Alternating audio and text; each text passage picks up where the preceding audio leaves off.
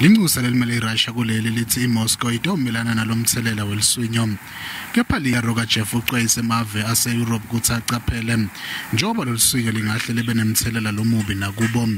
Uthi uma ngabe kunganqatshelwa netindiza taseRussia ukuthi tisebenzise lamanye emave, lokhu kungaba nemthelela lomubi kakhulu.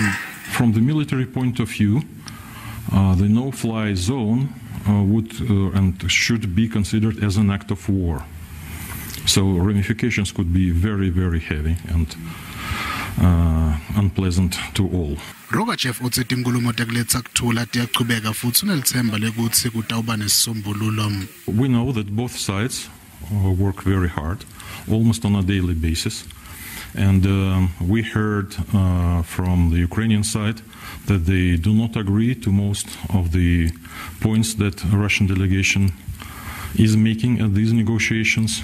Nshonalanga athi Russia kufanele iqedze lembi. During this call with President Macron of France, Chancellor Scholz of Germany, Prime Minister Draghi of Italy, and Prime Minister Boris Johnson of the United Kingdom, they discussed their serious concerns about Russia's brutal tactics in Ukraine, including its attacks on civilians.